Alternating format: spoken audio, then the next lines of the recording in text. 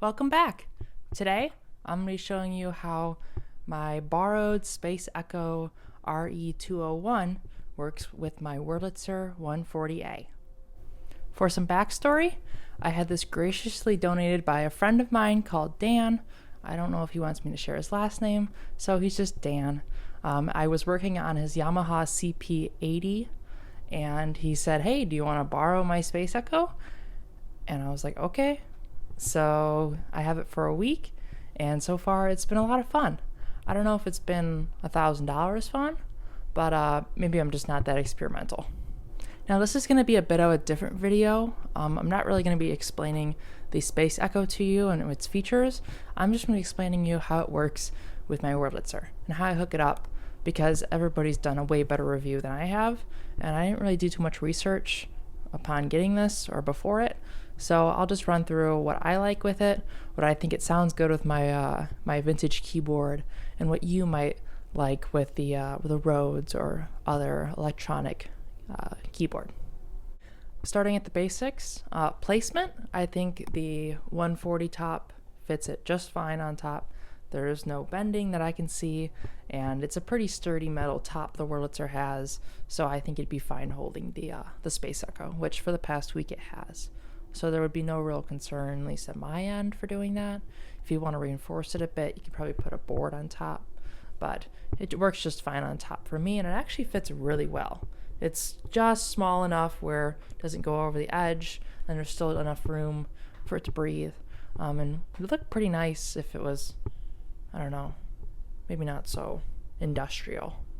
But when it comes to mic placement, that's where things change and will change for you, because my Wurlitzer has a hum issue, particularly with the headphone jack. I'm not sure if it's just the headphone jack or if it is the speaker as well, but mic placement, which I'll show you in a second, has really negated that hum on my speaker, which is why I have this mic'd up rather than directly lined out. And I am also plugging it through the mic, not the instrument. I don't really know why, but technically it's a microphone, so I put it on the microphone. Coming around back, we can see my DIY mic placement. My mic stand does not go far enough down to actually have the mic parallel with the mic or the speaker, so I have to have this really sketchy mic setup. That's the speaker right there, and then that's the microphone. It's important to have it on an angle, I would say a 45-degree angle like that, because it's supposed to really get rid of that hum per Tropical Fish's recommendations. I've not had a problem recording my Wurlitzer with this setup before, and it works just fine. So I have that cable going into the mic, the second mic. I don't know why, I think the first one was acting weird. I don't think he serviced this, so it's a little wonky of a deck. And then my output, I do have it on high. It was on high for all the direct line out audio that you'll hear in a second, and I do not have a foot switch or any of that. In terms of the controls, the modes, I really like the reverb on this. I was never really much of an echo person, so the reverb only is really nice. I also like reverb echo mode 6 and repeat mode 3.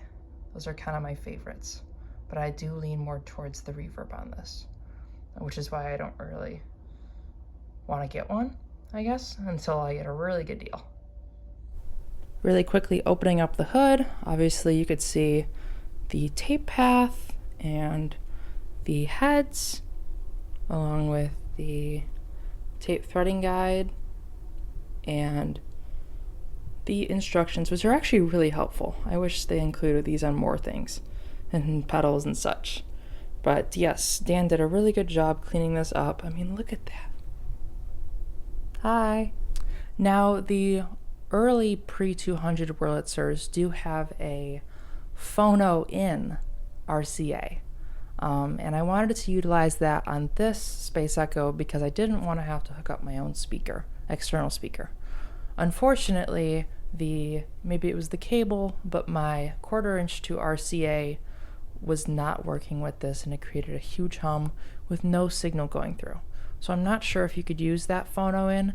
Maybe it amplifies it too much, or maybe there's just not the right connection. I'm not too familiar with how those two mediums correlate, but it did not work for me, unfortunately. So I did have to use an external speaker, which you will not be hearing today because it's going straight to my Zoom H4n in the input section.